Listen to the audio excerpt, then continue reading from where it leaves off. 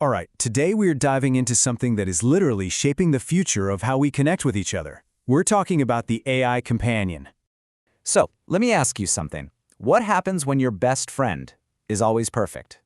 I mean, think about it. A friend who's always there, never gets tired, never judges you, and always knows exactly what to say. It sounds amazing, right? But what if that perfect friend is an AI? And what does that do to how we connect with real, messy, imperfect people? Okay, to really wrap our heads around this, we've got to talk about the very first group of people who are going to live this reality from day one.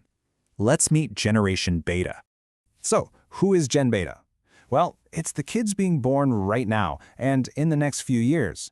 For them, AI isn't going to be some newfangled technology they have to learn. No, it's just gonna be there.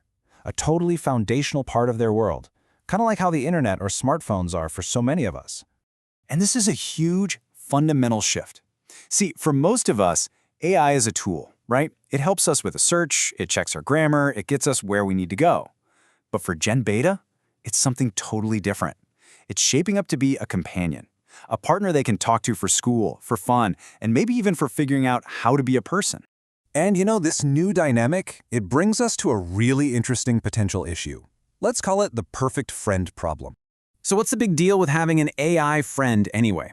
Well, it offers something human friendships often can't. You get that instant gratification with like zero social risk. It's always on, it's always ready to give you these perfectly tailored, totally judgment-free responses, any time of day or night. But, and this is a big but, here's the potential downside.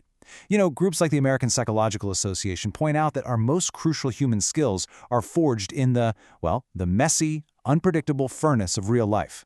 Right? When you argue with a friend or try to comfort someone who's sad, you're learning.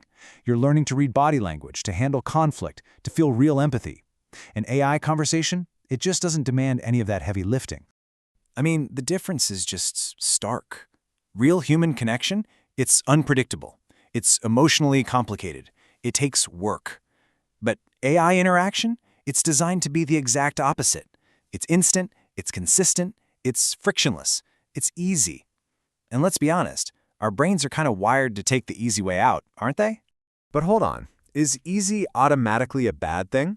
This is where things get really nuanced. Maybe it's not some simple story about our social skills going down the drain. Maybe it's something else entirely, a huge transformation. What if the outcome isn't worse, just different? And that's the key idea coming out of discussions from places like the World Economic Forum. The thinking is, maybe we're not watching social skills degrade, maybe we're watching them evolve. It's a pretty powerful thought, isn't it?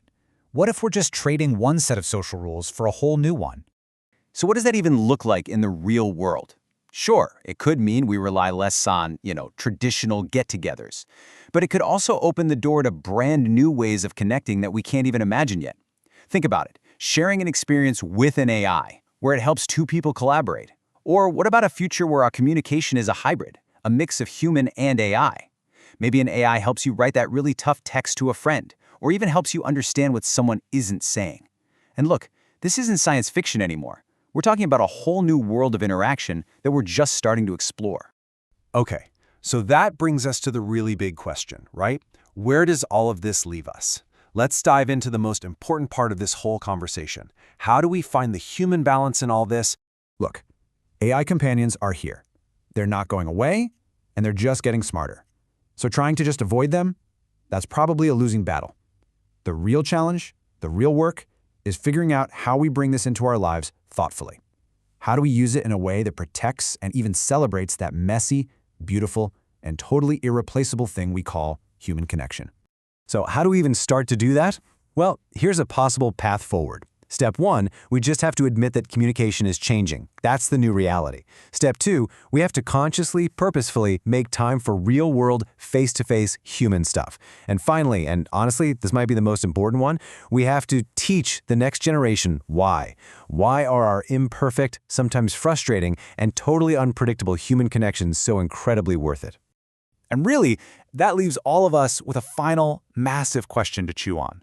In a world that offers up the easy comfort of a perfect AI friend on a silver platter, how do we show the next generation the deep, lasting value of our beautifully imperfect human relationships?